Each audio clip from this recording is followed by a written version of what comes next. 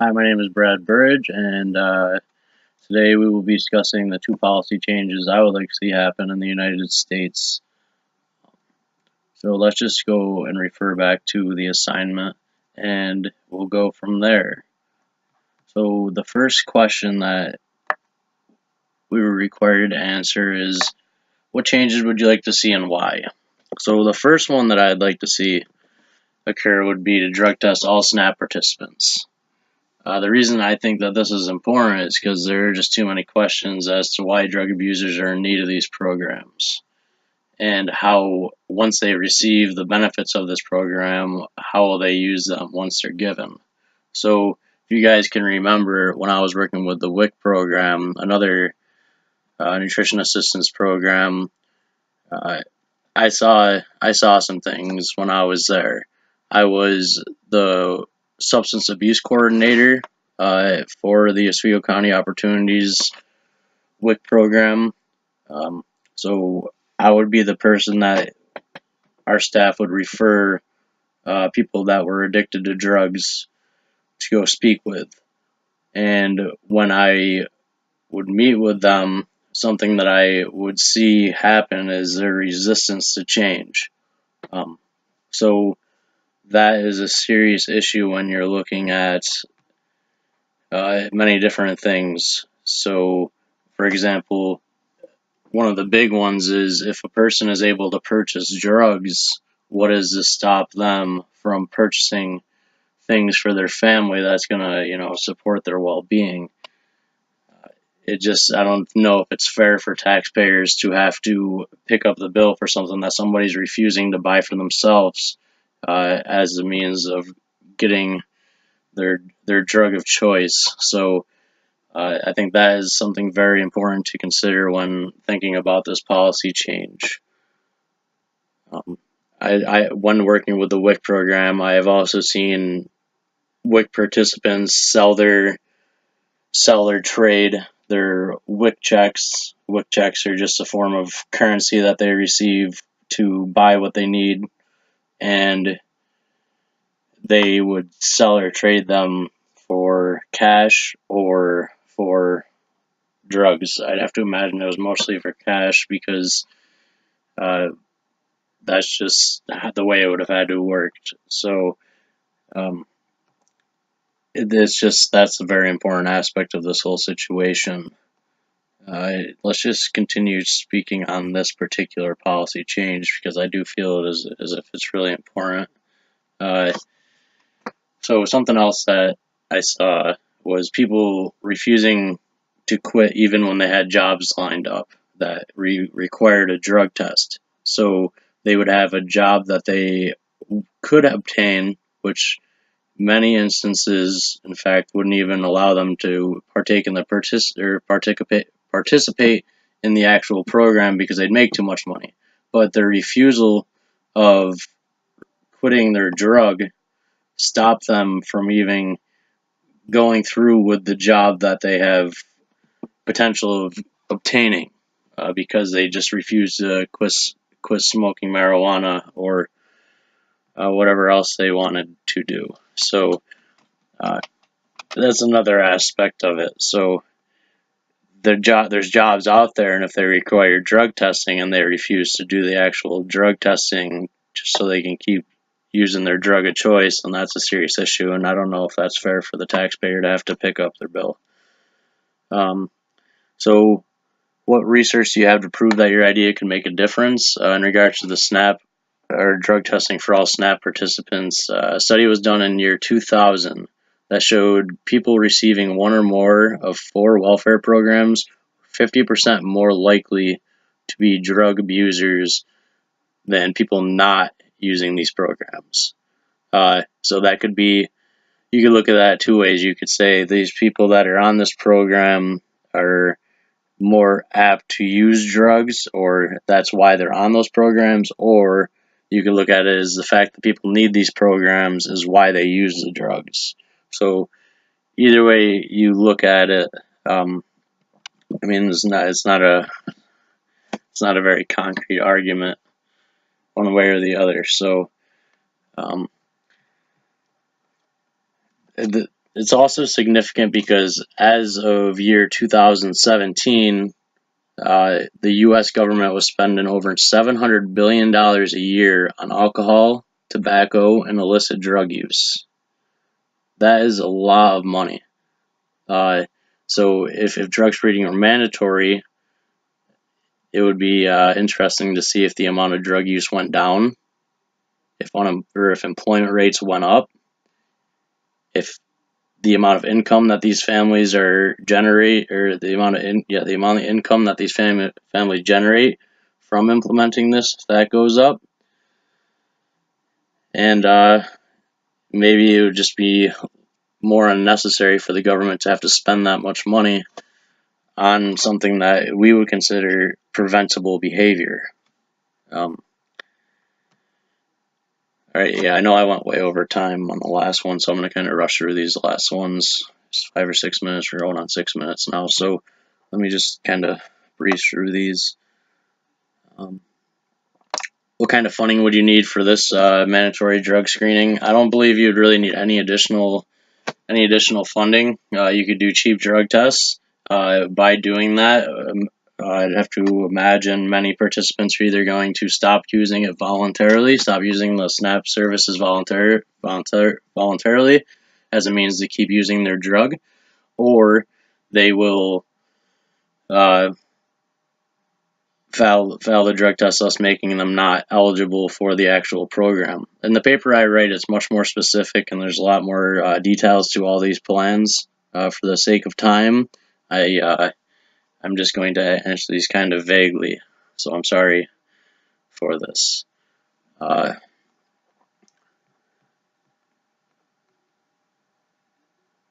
Where would the money come from? There wouldn't necessarily need to be any extra money, as I stated, because people would be dropping out of the programs. Or a more optimistic way of looking at it is these people that are dropping out of the program, they also may have quit the drug, and they have then been able to obtain a job or maintain a job so that they would no longer need those services. So that's another potential benefit of it, and also another reason why extra funding wouldn't be needed. Is this feasible? Yeah, I believe this is absolutely feasible. States are already currently doing it. They're starting to implement this, and I think it's very very important, because you have people that work all day. They have a 9 to 5 job. They're doing their part, and they're being drug tested. So why not have people that are in these programs be drug tested as a means, kind of like reciprocate the appreciation, for the service that is the government doesn't have money. The government doesn't make money. The government's money is relayed off GDP and taxes. So that's all just gross domestic product stuff that we're selling, and then we are also using for buying. We're also using that money to buy in return for trade and taxation, which is all through the people. It's off the back of the people. So I believe it's incredibly feasible, and if it were to be implemented, I feel as if these programs would also have a much better view from people not using these services and the people that are contributing to the services. So I do believe it's feasible. How do you predict this would improve our country's health? In terms of drug testing all SNAP participants, the hope would be that through the use of drug testing, people would quit using drugs. And by quitting using drugs, you are increasing your own health, thus the entire country's health is increasing. So that is definitely a plus. Okay, so the other change I would like to see is a federal community worker program for SNAP participants. I believe that implementing such a program would result in both stronger communities and a more motivated SNAP participants. It gets to a point where people aren't able to find work. That definitely happens. People are unable to find work, and they give up. So by providing these people with a way to give back to their communities, not only are their communities going to begin to get better, but they're also going to have a sense of purpose. Give you an example just really quickly. I've worked with municipal workers in Oswego County, and one of their biggest things is that they say to us is, well, we'd like to do more for our cities, but we just do not have the people to do it. We are receiving so many phone calls every single day about stuff that needs to be done in whatever area, whether you're in a town or if you're out in the country or if you're in the city. So for another example, if you're at home and you see something wrong on your property, or if you see something wrong with the roads, or you see something wrong with something that's on state property, but you live on a state road, you then have to call these municipal workers to come take care of it. We're only one person making this phone call, but there's cities with millions of people in it. There's cities with hundreds of thousands of people in it. So they could definitely use the help. So that's why I would say with the federal community worker program, get these people involved in municipal work. Help make their cities a better place. Help make their towns a better place. By doing this, the individuals would also gain necessary skills to obtain great paying jobs in the future. So, for example, these people could begin working on advanced manufacturing. They'd be working on,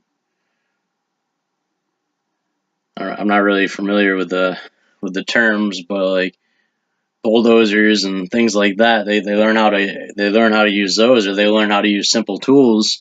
Next thing you know, they're now obtaining skills that are going to get them jobs in the future.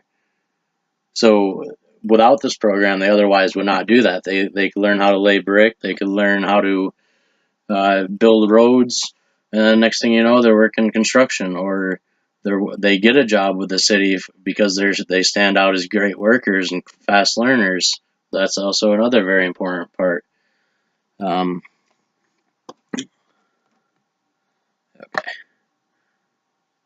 So, what research do you have to prove that this idea can make a difference? There's already a current worker program for this for SNAP participants. So basically, each participant that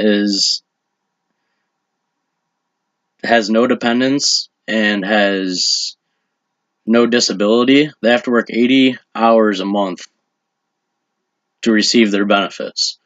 But when I say work, it's not really working. It's kind of like doing web tutorials. So if you can imagine, it's like doing modules for training of a job or something like that, where you just have to click on a button, sit there and watch, or not watch, depending on the person. And then, they've done their part. So I would say, instead of just doing that, why not really have them make a difference and develop necessary skills? Or similarly, if they're going to do that, why not just go to school? Why not if you're going to use the SNAP benefits, then you have them enrolled in school to be able to do so. So that way they're using those 80 hours per month, but they're using them in a way that is going to give them a certificate or a diploma to use that time wisely, rather than watching online tutorials. I'm not sure what they are. They could be very helpful, but it just seems like that time could be invested for something more for their future rather than just something to receive their WIC checks. Alright, so let's just quickly move on. What kind of funding would you need? For this one, you wouldn't need any extra funding. In fact, this program would be the most beneficial thing that I can think of in terms of our communities without having to spend a dime, which is very, very impressive because they could do this all on their own times. They could just punch in and out when they go in. If they're working in the municipal, they're just punching in and out, but they could do it on their own time, so they don't need to provide transportation or anything like that. If they can only get there on a Tuesday and you want to put in 8 hours that day, or 4 hours, or 3, you're punching in, you're punching out. So that's completely, that takes no extra money at all on the state's part. In fact, it's free labor. and they're making a difference, developing skills, and setting themselves up for a future of success, as opposed to whatever else that they might possibly have going on that is preventing them from thinking that they can succeed. Is this feasible? Yeah, I definitely think this is feasible, and I personally believe that this is a much stronger thing than what we're currently doing. If we could do this, if they could have them set up with municipal workers, depending on where they live, they could go to the nearest area, whether it's a town, country, city, work with state workers, anything like that, whatever is most convenient for them. I believe that's very feasible. Or going back to the other idea, they could just go to school or something like that that would make them eligible for the program, using those 80 hours a month that they're currently doing and putting it towards their future, as opposed to a way for them to receive a couple $100 worth of food every month. Going back to that, where would the money come from for school? If they chose to go that route, the state wouldn't be paying for school. They would do it the same way every other person has to do it. I mean, they just apply, and if they get in, then they are then eligible for the SNAP program. And how do you predict this would improve our country's health? I believe, in regards to health, I guess you could just look at it as the quality of life. They will have mission, they will have purpose, they will be contributing, and their cities will be looking much better. So that's, I mean, in terms of country's health, we can think about it outside of just inside the body. We can think about it just quality of life and living in cleaner communities, less congestion in terms of getting things done. So, yeah, I think that this could be a very beneficial idea, and if it were up to me, I would definitely implement that. Sorry, I went way over time again. I'm sorry, but I hope you guys have a great summer. I'll be finishing up grad school at the conclusion of this course, so I wish everybody the best of luck.